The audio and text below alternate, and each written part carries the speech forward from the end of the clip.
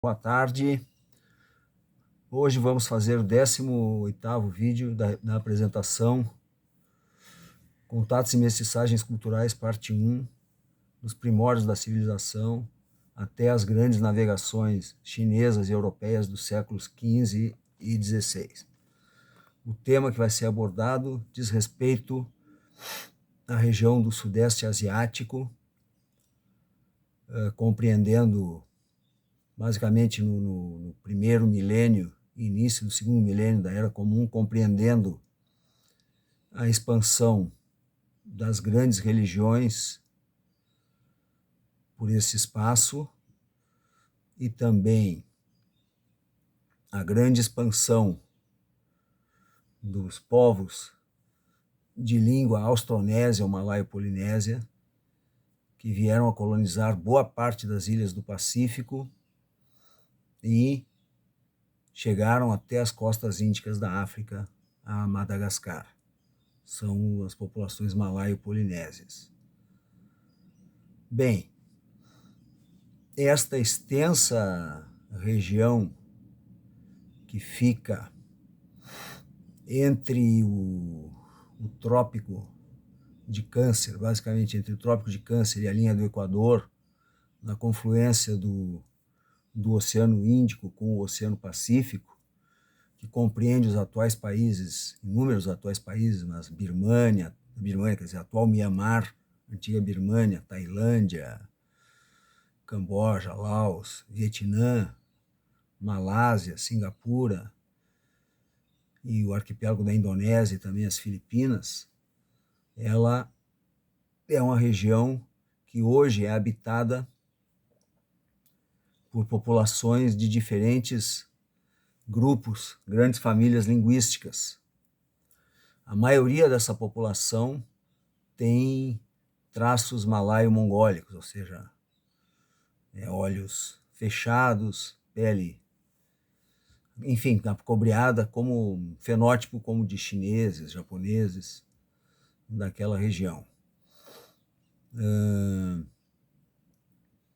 Nesta área, as primeiras ensaios de formação de estados se deram em épocas posteriores à formação desses estados, dessas grandes culturas, tanto no subcontinente indiano, que ele é vizinho a noroeste, quanto na China, com quem faz fronteira ao norte. É uma região caracterizada por um lado, grandes planícies com florestas tropicais, com grandes rios como o Mekong, na região do Camboja, do Vietnã, o Irrawaddy, no atual Mianmar, e algumas montanhas. Os grupos linguísticos dessa região principais são as línguas da família austroasiática, que hoje compreende principalmente o vietnamita, cambojano, laosiano, as línguas da família Tai Kadai, que é basicamente o tailandês, as línguas da grande família sino-tibetana, que é a língua falada, uma dos ramos é a língua falada no Mianmar, birmanês, e as línguas da família austronésia, que são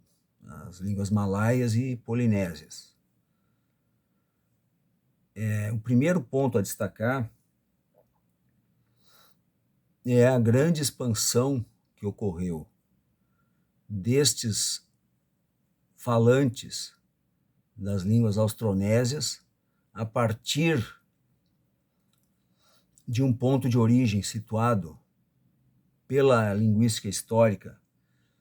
permite ver que ele se situa nas costas da China meridional e da ilha de Formosa, atual Taiwan. De lá se expandiu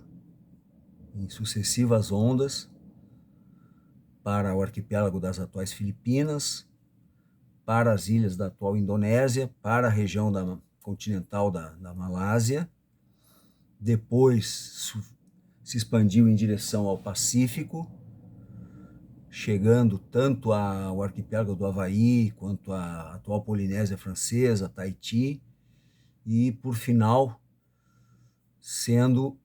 alcançando a Nova Zelândia, que foi a última região, com exceção da Antártida, que não sofreu povoamento, a não ser povoamentos temporários de bases científicas. A Nova Zelândia foi a última região a ser alcançada pelos polinésios por volta do ano 1000 da era atual. A gente pode ver aqui, nesse trabalho do Yared Diamond, Armas, Germes e Aço, toda a progressão da expansão destes povos, com as suas tecnologias de navegação, com seus cultivos próprios, tanto por essa região extensa do Pacífico, chegaram até a Ilha de Páscoa, Papua Nova Guiné, Nova Zelândia, e foram em direção ao Índico até alcançar a Ilha de Madagascar, junto à costa índica da África.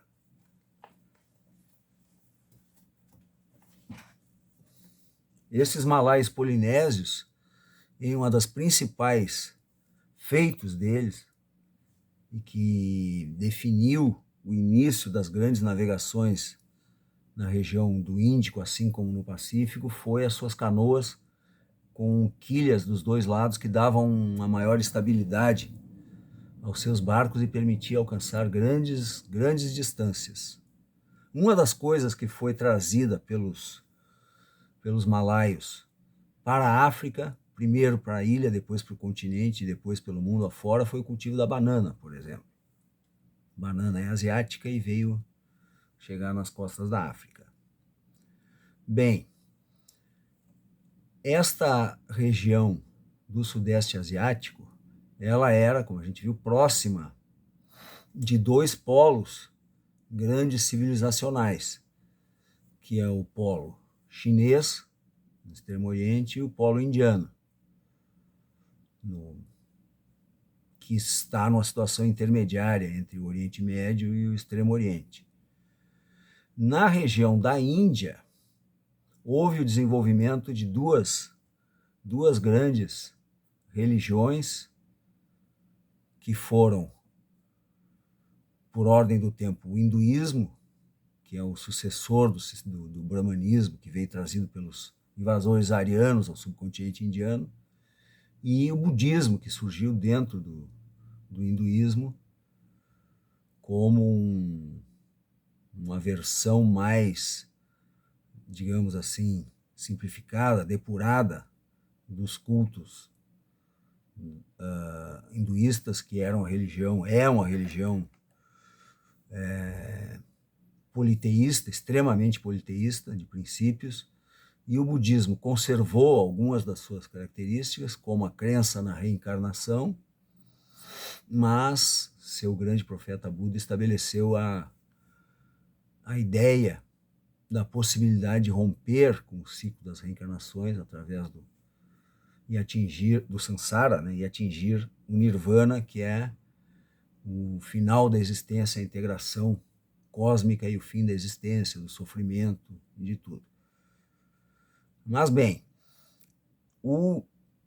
hinduísmo e o budismo foram bases, vamos dizer, civilizacionais ideológicas da expansão da civilização indiana, tanto em direção ao noroeste, para a região da Ásia Central, e daí a China, quanto em direção ao Sudeste Asiático, em direção a essa região ampla, que hoje uma parte é conhecida como Indochina também. No período ainda antes da era cristã, da era atual, um império se estabeleceu com a crença budista no território indiano, que foi o Império Maurya, a partir do imperador Chandragupta e depois do imperador Asoka, que eram convertidos ao budismo e fizeram expedições missionárias na região do Sudeste Asiático, estabelecendo algumas bases para o budismo nessa região. Além, claro, de enviarem missionários para as regiões já parcialmente helenizadas da Ásia Central, do Grande Irã, e através desses e cruzando os desertos e também as montanhas do Himalaia, alcançaram a China já na passagem da Era anterior para os inícios da Era Comum, durante o período Han. A Índia, ou seja, a civilização indiana, apresentou uma grande expansão no período, já depois do Império Maurya, durante o Império Gupta, que já era novamente hinduísta. O budismo se retraiu um pouco no subcontinente indiano. O Império Gupta, houve uma expansão de influência cultural e religiosa da civilização indiana e do hinduísmo sobre a região do Sudeste Asiático, incluindo a atual Indonésia. A gente pode ver isto ser ilustrado neste mapa aqui, que pega esse período entre 200 e 600 depois de Cristo, que a gente vai ver uma grande expansão. Pequenos estados indianizados começaram a acontecer nessa região do Sudeste Asiático e também na Indonésia, e a gente vê ao lado a expansão do budismo em direção à China.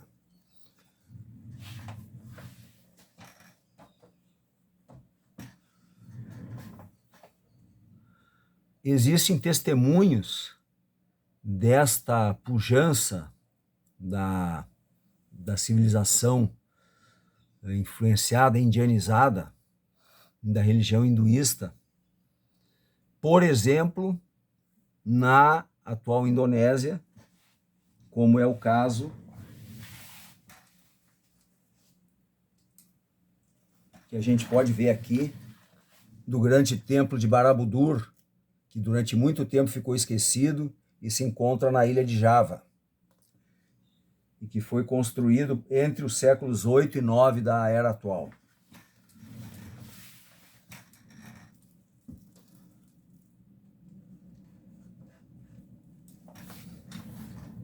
Na verdade, este templo de Borobudur é um templo budista,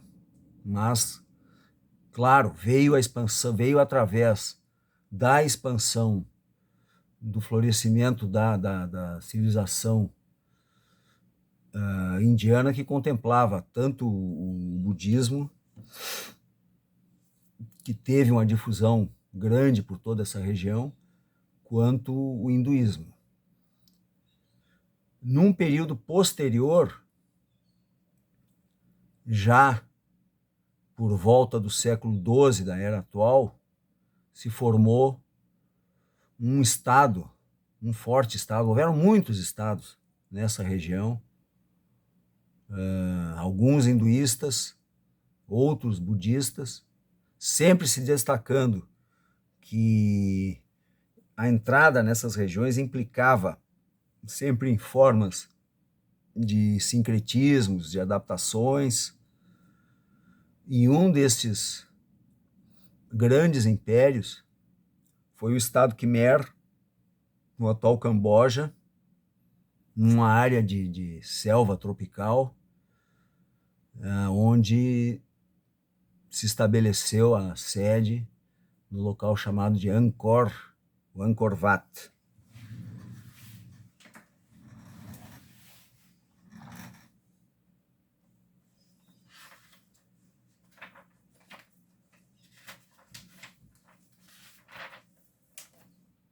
Angkor Wat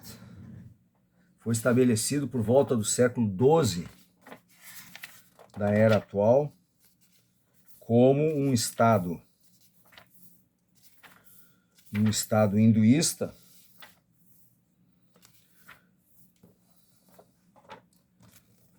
aqui está Angkor Wat. Depois sofreu invasão, esse estado Khmer cambojano sofreu invasão de vizinhos do norte, os Shan, e depois se reergueu como um estado e um templo budista, e que depois veio a ser esquecido e foi reencontrado muito tempo depois, já no período já da colonização europeia da Indochina pelos franceses. O mesmo ocorreu, na verdade, também com relação a Borobudur na Indonésia. Pois bem, depois desse, já em inícios do século VIII da era atual, com o advento do Islã, teve início a penetração dessa religião pela região do Sudeste Asiático, mas penetração que ocorreu tanto através da China quanto através do Índico, mas com muito mais força já a partir dos séculos 13, 14 da era atual, quando boa parte dos territórios do atual arquipélago da Indonésia, assim como grande parte da Índia, ficaram sob domínio islâmico. O processo na Índia se iniciou ainda na época do califado abássida, depois tivemos vários sultanatos, o sultanato de Delhi, depois houve toda aquela convulsão do advento do Império Mongol, até que a finais do século XV, depois de Tamerlão, que foi o último grande chefe nômade do nomadismo, se estabeleceu o Império Mogol, dominando a Índia. E na região do Sudeste Asiático, o que ocorreu foi que a região da Malásia e a maior parte da atual Indonésia, assim como o sul das Ilhas Filipinas, se converteram em territórios islâmicos. A China, por outro lado, teve uma influência muito grande desde a época do Império Tang, depois Song, sobre essa região do Sudeste Asiático e também na Indonésia. Teve influência cultural, estabeleceu grandes relações comerciais. Alguns desses estados se tornaram, de certa forma, vassalos do Império Chinês. E quando da primeira chegada dos europeus, através das navegações, primeiro portuguesas, depois espanholas, essa região se encontrava basicamente dividida em vários sultanatos islâmicos e alguns estados na região continental do Sudeste Asiático, a maioria budistas, uma parte professando a linha Mahayana, como é o caso do atual Vietnã, outros, como o caso do atual Myanmar, na Tailândia, a linha Theravada, ou seja, a linha também conhecida como, às vezes depreciativamente, como Pequena Via, Hinayana. E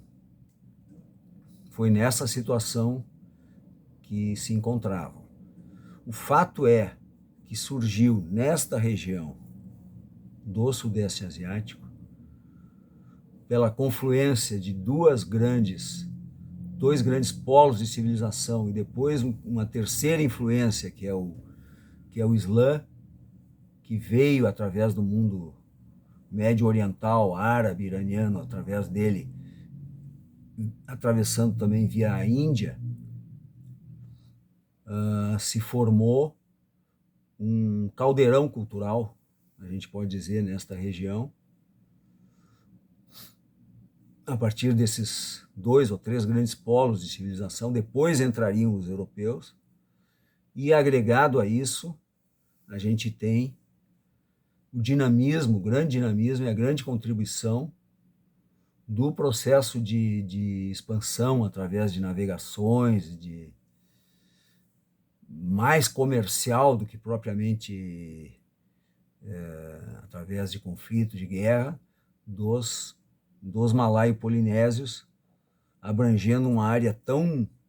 grande como a costa índica da África, até próximo da costa da América do Sul, a Ilha de Páscoa e a Austrália. É um exemplo esta região, assim, podemos dizer assim, é um exemplo, assim como o Mediterrâneo, como toda a bacia do Mediterrâneo, o norte da África, outras partes da África, como o Vale do Nilo, e também poderíamos dizer o Oriente Médio, a Ásia Central, dessa grande interpenetração, desse grande caldeirão cultural que compreendeu a maior parte da trajetória histórica, esteve na formação da maior parte da trajetória histórica dos povos do Velho Mundo, e depois, sempre através de relações nem sempre assimétricas, relações de dominação, resistência, vão se formando novas identidades, mas esta região, com hoje as suas 3 grandes religiões, embora o hinduísmo tenha sobrevivido em regiões mais restritas, como por exemplo em Bali, na Indonésia, mas o Islã, o budismo, e agora mais recentemente, desde a chegada dos espanhóis, existe uma parte cristã católica, que são as Filipinas. Então é um exemplo dessa mistura em grande escala, né, desse grande caldeirão que é o Velho Mundo, a maior parte do Velho Mundo, e o mundo como um todo. Toda essa região veio a ser também objeto, o Índico, porque ali a gente tinha a rota das especiarias, né, e a rota marítima das sedas, as especiarias como rota principal pelo Índico, a marítima da seda como alternativa à rota terrestre através da China para a Europa através da Ásia Central. É também uma região de grande importância para a integração mundial dentro desse grande espaço que era o Velho Mundo, compreendendo toda a costa índica, partes da África e a sua ponta oeste lá, que era a Europa,